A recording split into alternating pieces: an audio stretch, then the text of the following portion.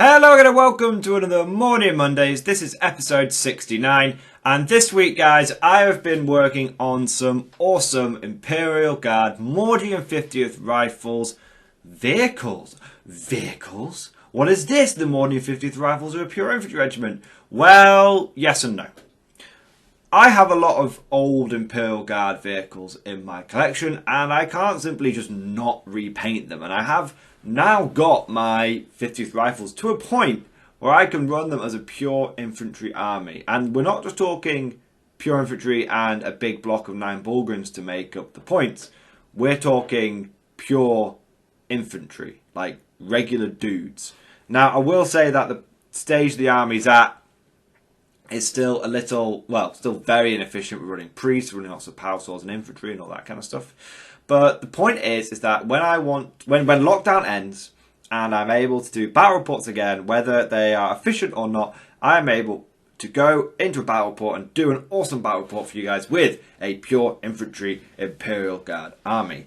So we've sort of reached that milestone, and that gives me great creative freedom, which is why over the last few weeks, few months, I've just been painting anything that I can get my hands on. I've painted some bot action, I've been painting some orcs, and I thought, you know what, I've got a bunch of these vehicles that need doing, let me focus on them. So what I've been working on this week is a couple of chimeras, and I've also been working on a squad of knobs for this week. Now, I didn't get the second chimera finished, and I didn't get the knobs finished for the orcs, unfortunately. I think that, would have been really good to get the knobs finished for episode 69. Could have had a lot of jokes there, but life gets in the way, unfortunately. So you guys can just know that, for episode 69, I was, painting and playing with my knobs. There you go. Yes, plural. Not gonna get into it any further. It's a medical condition. Anyway, immaturity aside, jokes aside, I've been working on a couple of chimeras this week, and I got one 99% finished. Now, you might say 99% finished. This looks pretty finished to me, Mr. MG. And I would say, well, unfortunately, a couple of the bits that I arrived didn't turn up. You see, I ordered for my chimeras some extra armour, some side skirts, things they're called like Schützen or something that the Germans called them in World War II. And they're basically like extra armour panels for the side of your tank. And I thought they would look really, really cool because there's a certain vibe, certain thing I'm trying to achieve with my Mordian vehicles. You see, I've painted a lot of chimeras in my time, and recently I painted a load of them for my, I say recently, a couple of years ago, I painted a load of them for my Armageddon Steel Legion, the 234th Mechanized Infantry. Now, those chimeras were all the new, I know it's about 9 years old, but the new iteration of the chimera with the bigger turret, and the fact that it doesn't come with like track guards and stuff like that, but they were the newer iteration of the chimera.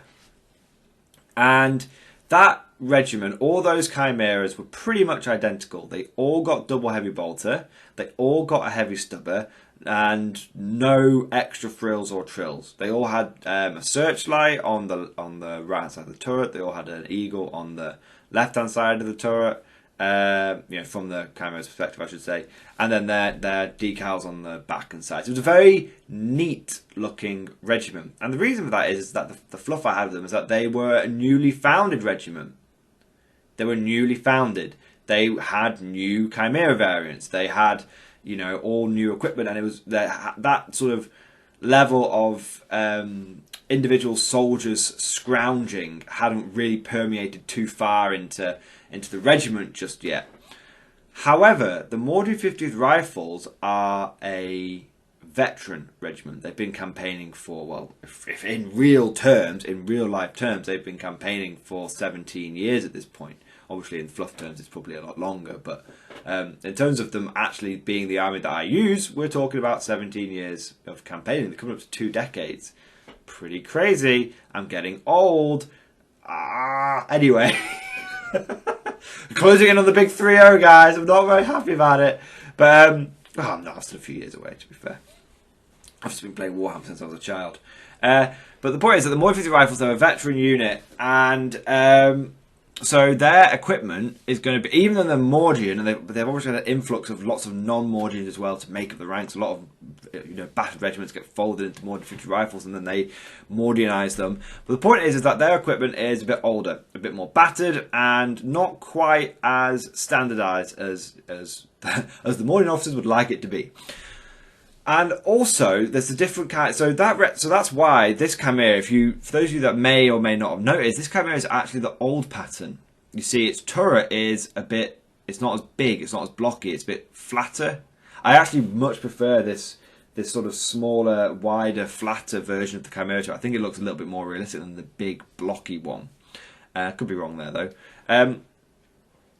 So that's I realised. So that's why they've got this older Chimera. But if you notice, some of the equipment that's been strapped to it is of a more modern variety.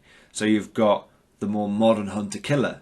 You've got a Taurox Stormbolter on there, a more modern auger array or comm system, and even the smoke launcher is actually slightly different.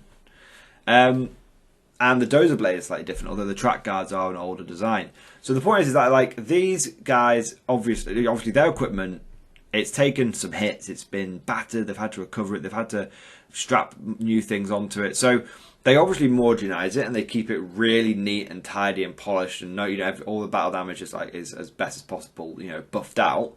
But sometimes when the old Stormbolter breaks or gets shot off or is irreplaceable or you need to get an old Chimera, but you've got from a regiment, but you need to strap a Stormbolter to it. You've only got a new one, and vice versa. So it's going to be quite interesting to see like this, essentially, and that's the fluff behind it. The reality behind it, guys, is that I'm taking old models and I'm having to restore them.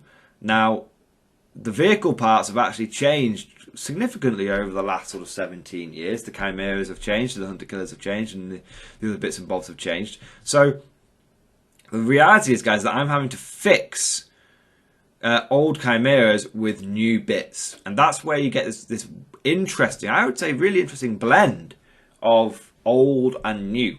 Old Chimera chassis, old Chimera base. The extra armor on the sides is much more pronounced on the old Chimeras. On the new ones, it's actually built into the track system, but on the old ones, it was a separate piece of plastic.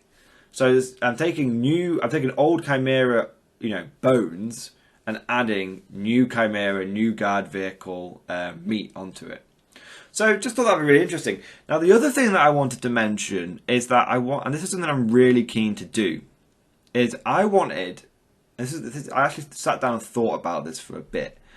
I want the Chimeras and the vehicles of each regiment. We're looking at the Mordian 50 rifles, comparing them to the 234th Armageddon Mechanized Infantry.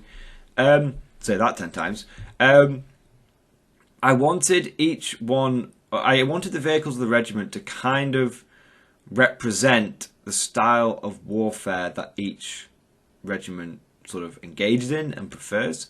So for the Steel Legion, they're almost like dragoons, but they're a fast-moving regiment. Mobility and speed is their jam. So that's why they have lots of Sentinels and they have lots of Chimeras and they have lots of Leman Russes, but they don't have much in the way of, or if any really fully painted at the moment, much in the way of sort of self-propelled artillery. Things that are a little slower, have a more longer supply chain. And that's why if you look at the Armageddon Steel Legion vehicles that I have, go check out a few old battle reports and painting videos that I've done with them. You'll notice that their Chimeras, they don't have track guards. None of the vehicles have got track guards on, and they actually tend to have a lot of equipment hanging off them. So extra water, extra fuel, extra guns, extra magazines, just extra equipment is hanging off the sides of the vehicles. And that's because the Armageddon Steel Legion, they are maneuverable. They often fight in desert and ash wastes and stuff like that. They fought both on Armageddon and off Armageddon, and they tend to be used, and their fluff behind them is their rapid reaction force. The Imperium sort of keeps them around in space, and when they need to deploy a whole regiment quickly, and they need to and they need that regiment to be able to get into position and into the fight quickly, they send the 234th. Because they literally plop out the landers, drive out the landers, and they've got all their equipment stowed and ready to go straight away. The Mordian 50 rifles don't operate like that. They're a they're an infantry force. Okay, they're a typical guard force. Slow, cumbersome, sledgehammer, inexorable, just waves of guardsmen and firepower and blood and bayonets. And also, because they're Mordians, they tend to do a lot of city and urban fighting. That's their thing. You know, the Mordians, you know, people think of them as like Napoleonic guys that sort of line up in on open field, and they'll do that. You know, they're more than happy to do that because they like to do ranks to ranks, shoulder to shoulder. But also the Mordians, you know, they're trained, and their mindset is of hive worlders, and a lot of hive worlders, they obviously have to be able to. You've got to be able to fight in urban situations. So often, what the Mordians will do is they'll literally cover from one side of the street to the next. They'll have like an unbroken line of guardsmen. That's what they'll do. But their vehicles also need to be adapted for fighting in urban situations. And I thought that would be quite cool to represent that with the Mordian 50th. So what I've gone for is they've got, you know, they're not just urban situations, but they're not as fast. They're not as maneuverable. They're a bit more slow and cumbersome. So to contrast with the other chimeras that I've done in the past, the Mordians have got they haven't got like equipment hanging off them. You know, they have a logistics chain, they have a baggage train, they have a supply chain, but their vehicles are they're more heavily armored. So they've got the track guards, they've got the side armor. Okay, they've got more firepower. Because that is the Mordian way, pure firepower, pure just destruction. So that's why they've got things like the Stormbolt and the Hunter Killer Missile, and they've got dozer blades. So the point is, if you actually look at this chimera that I've done here, and obviously you've got to imagine the side skirts at this point. If you look at this chimera and then you put it alongside one of my Armageddon chimeras, whilst they're both the same vehicle, they look totally different. We're not just talking paint scheme. Like, they feel and look different. One is more armoured with a dozer blade and more firepower with that Hunter Killer Missile. Its job is to be a big brick of armour that you can just throw at the enemy. And all the Lehman Russes, and that'll be the same. Much more armour. And you sit that next to the Armageddon Steel Legion one, which doesn't have the track guards, doesn't have the Hunter Killer Missile, doesn't have the extra armour, in fact, very lightly armoured, and instead has a bunch of equipment hanging off the side of it.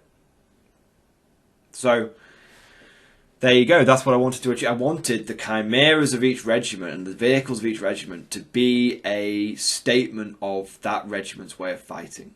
And I thought that would be really cool. So it's a shame that the side skirts didn't turn up. I bought them from eBay, but they didn't turn up, unfortunately, in time. But they're just going to get, you know, sprayed green, washed, dry brushed, done. So it'll take about 5 minutes to do. Now, I fully completed one chimera, and the second chimera, I fully painted and washed. I just need to do the edge highlighting of the dry brush, which doesn't take too long. But yeah, there you go. So I hope you guys have enjoyed that sort of fluffy and painting sort of Mordian Mondays.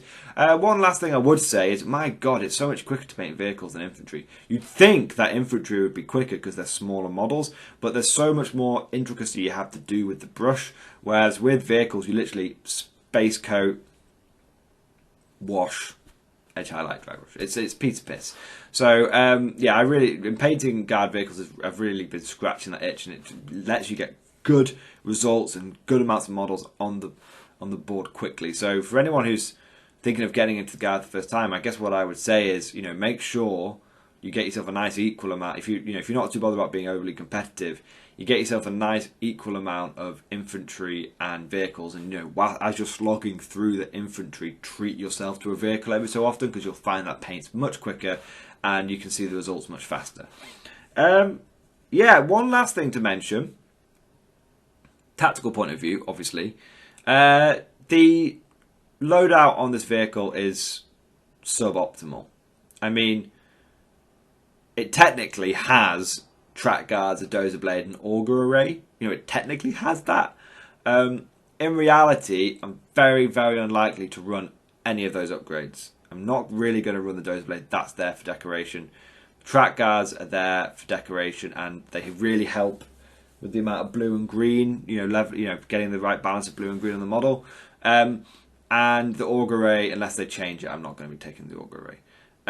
Now, controversial, I probably will take the Hunter Killer. Okay? And I probably will definitely take the Storm Bolts. In fact, I have committed to that because I've glued them on. I've never got round to learning how to do magnets. How do they work? But at the same time, like I like gluing things on. This is just a weird sort of cathartic release by just gluing something on and it being firmly there. Anyway, yes, the Hunter Killer Missile, bit of a controversial choice. Reason I went with it is twofold. One, it's only 5 points. Actually, threefold. One, it's only 5 points, so it's not a huge burden. Two, tactically, if I am running my Chimeras, my Mordians don't tend to have a lot of long-range firepower, and having an extra crack missile that I can whiz off at someone is nice. And the third thing is that, to be honest, I tend to run my Mordians as a pure infantry army. If I'm running my vehicles, it's more of a narrative game. And this Hunter Killer Missile is the equivalent of a power sword on an infantry squad. It's a fluffy WYSIWYG option that I have chosen to take because it completes the model and makes it look cool. And that is kind of like option 3.5, option 4, 0.4 I should say, which is I really like the way these Chimeras look. I thought I'd done a good job with my Armageddon Steel Legion Chimeras by adding the bits on the side, but the basic Chimera kit, if you don't add bits on the side, it does look a bit basic, a bit bare bones, especially with some of the more modern models that Games Workshop's been putting out. So I really like strapping loads of extra bits and bobs onto my vehicles because it makes them look, dare I say it, in a game of toy soldiers, it makes them look a bit more realistic. And I did do a bit of internet research, and not that kind, and I did do a little bit of Googling, and it turns out that a lot of modern day vehicles do strap anti-tank missiles to their APCs. Like you've got the tow missile, and you've got the ones that the Russians use. And tow missiles are quite common, and and I just think they're kind of. I think it's. I don't know. Those of you who are more military than I am, I do dabble, but obviously I'm not in the military. But let me know. Do a lot of vehicles strap anti-tank missiles to them? I think it's, we're more talking like APCs. I don't know if they do it on like Humvees and whatnot, but on like actual genuine armoured personnel carriers, when I've been looking at the more modern ones like the BMP-3 and the sort of later models of the Bradley, they do tend, which is what I always think the Chimera is like a love child of both of those. They do tend to have anti-tank missiles on them. So yeah, I thought it was a bit of a homage to a more realistic, trying to make the tank look a little bit more realistic. Let me know what you guys think. I just like it rule of cool. It fleshes the model out. It makes it look like a more military thing. Bear in mind it is 40k at the end of the day, so it's only so much realism you can get. Anyway, hope you guys have enjoyed this video. Thank you for watching. Next week, hopefully I'll have another Chimera and I'll have the Mob of Orcs finished because they're both sort of halfway. The second Chimera is more than halfway, but the Nob's about halfway. So, and you'll have lots and lots of stuff ready for your viewing pleasure next week. Anyway, without further ado, thank you for watching, and of course, I'll see you guys next time.